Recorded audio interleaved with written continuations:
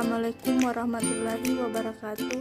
Saya Hikmah Aldina, NIM 36119012.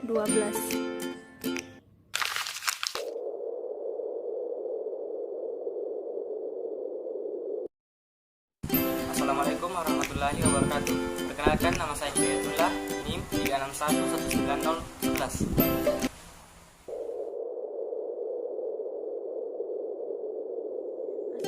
Assalamualaikum warahmatullahi wabarakatuh. Perkenalkan, nama saya Hastina Putri, NIM 36119010.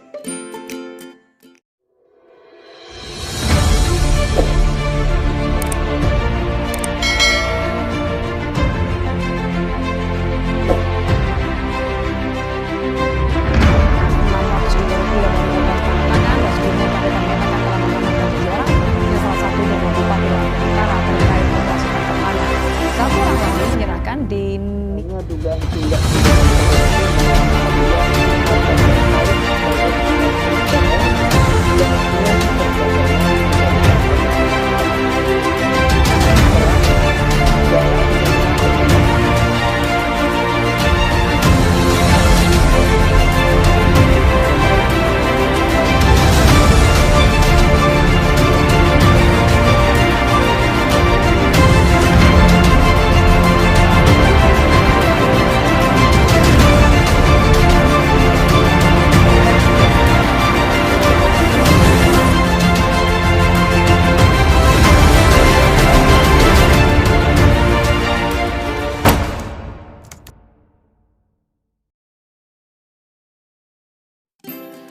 Visi, misi, dan strategi Komisi Pemberantasan Korupsi, di mana visinya yaitu mewujudkan Indonesia yang bebas korupsi, dan misinya sebagai penggerak perubahan untuk mewujudkan bangsa yang anti korupsi. Selanjutnya, strategi Komisi Pemberantasan Korupsi terbagi menjadi dua. Yang pertama, strategi berdasarkan waktu, dan yang kedua, strategi berdasarkan tugasnya. Strategi berdasarkan waktu terbagi menjadi tiga. Yang pertama, strategi jangka pendek. Yang kedua, strategi jangka menengah. Dan yang ketiga, strategi jangka panjang. Strategi jangka pendek yaitu strategi yang segera dapat memberi manfaat, meliputi penindakan, membangun nilai etika, membangun sistem pengendalian terhadap pemerintahan agar menjadi lebih efisien dan profesional.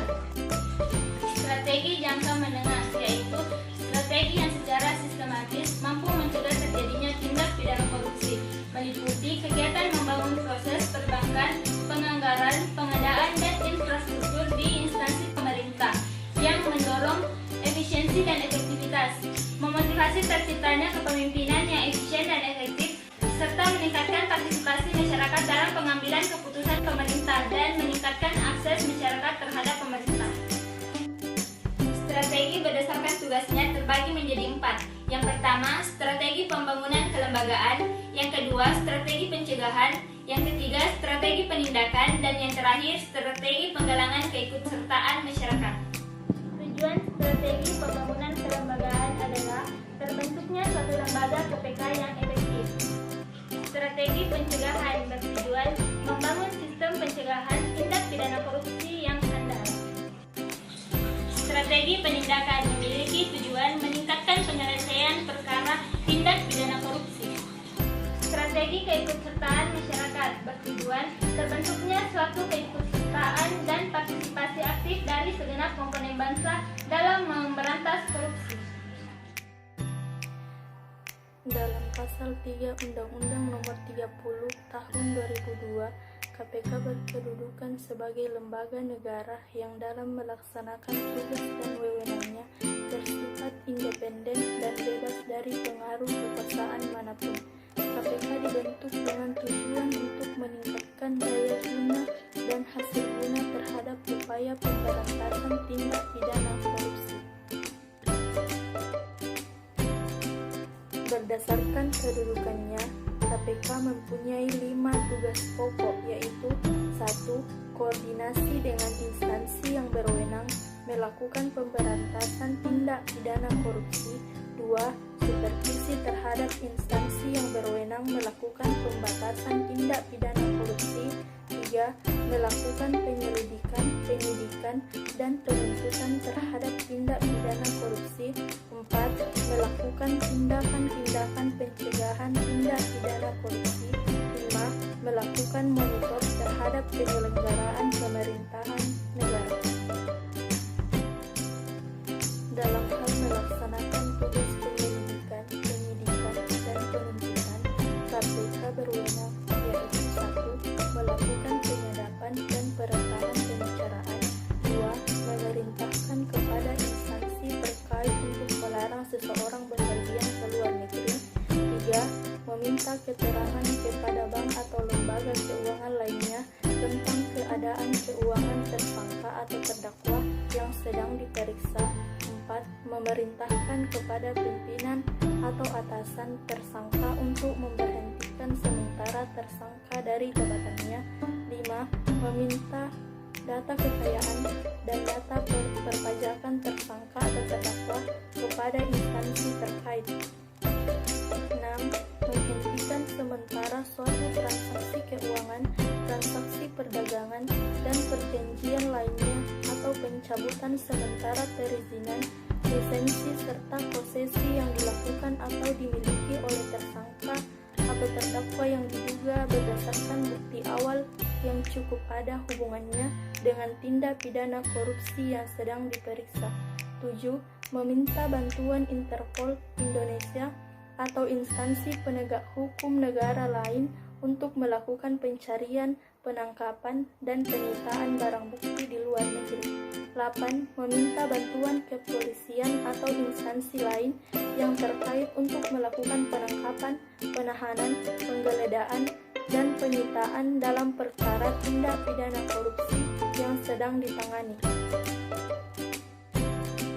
Dalam melaksanakan tugas monitor sebagaimana diatur dalam Pasal 6 Undang-Undang Nomor 30 Tahun 2002, KPK berwenang 1.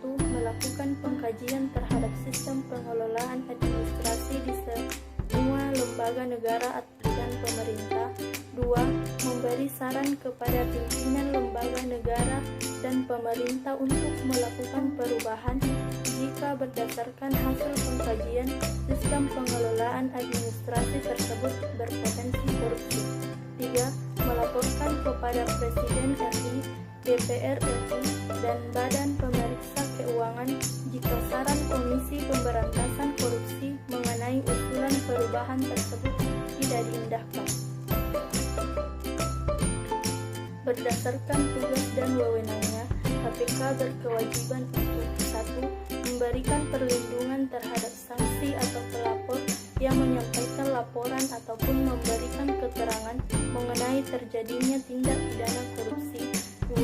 Memberikan informasi kepada masyarakat yang memerlukan atau memberikan bantuan untuk memperoleh data lain yang berkaitan dengan hasil penuntutan tindak pidana korupsi yang ditanganinya.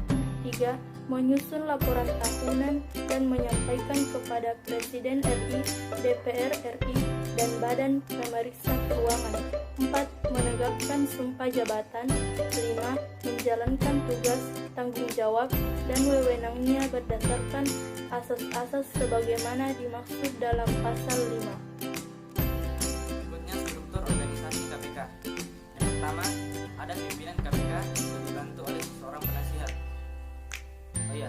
Tugas KPK sendiri yang pertama memimpin lembaga KPK. Yang kedua, menetapkan kebijakan nasional maupun umum. Yang ketiga, menetapkan kebijaksanaan teknis. Dan yang keempat, membina kerjasama dengan organisasi lain. Adapun 4 deputi yang pertama, deputi pencegahan. Deputi pencegahan sendiri, misi utamanya itu menyelenggarakan pendidikan anti korupsi. Yang kedua, deputi penindakan, yang fungsinya itu perencanaan, pelaksanaan, dan pengendalian kegiatan penyidikan. Dan yang ketiga, informasi dan data. Fungsi utamanya itu mengelola informasi dan data. Dan yang terakhir, pengawasan internal dan pengaduan masyarakat. Yang fungsinya itu memproses hasil pengaduan dari masyarakat. Kode etik pimpinan KPK. Menurut keputusan pimpinan KPK tentang Kode Etik Pimpinan KPK Republik Indonesia, Kode Etik Pimpinan KPK merupakan norma yang harus dilaksanakan oleh pimpinan KPK dalam menjalani kehidupan pribadinya dan mengelola organisasi KPK. Kode etik pimpinan KPK diterapkan tanpa ada toleransi sedikit pun atas penyimpangannya dan mengandung sanksi tegas bagi mereka yang melanggarnya.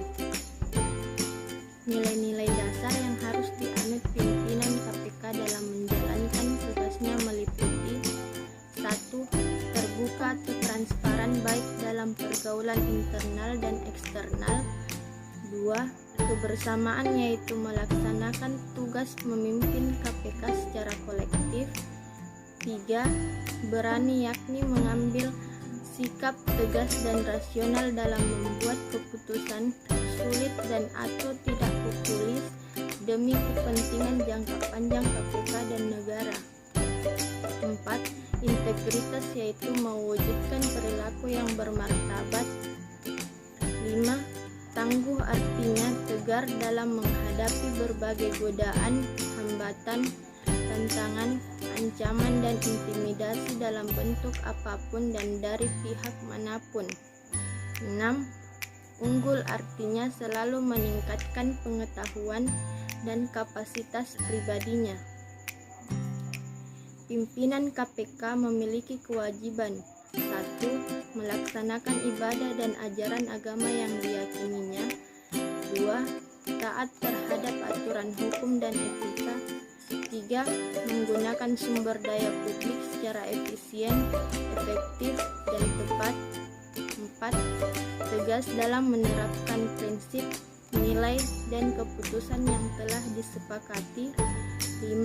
Menarik garis tegas tentang apa yang patut, layak, dan pantas dilakukan dengan apa yang tidak patut, tidak layak, dan tidak pantas dilakukan. Pimpinan KPK dilarang 1. Menggunakan sumber daya publik untuk kepentingan pribadi atau golongan. 2. Menerima imbalan yang bernilai uang untuk kegiatan yang berkaitan dengan fungsi KPK. 3.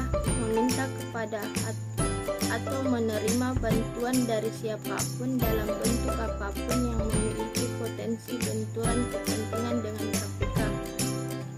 4. Bermain golf dengan pihak atau pihak-pihak yang secara langsung atau tidak langsung berpotensi menimbulkan benturan kepentingan sekecil apapun.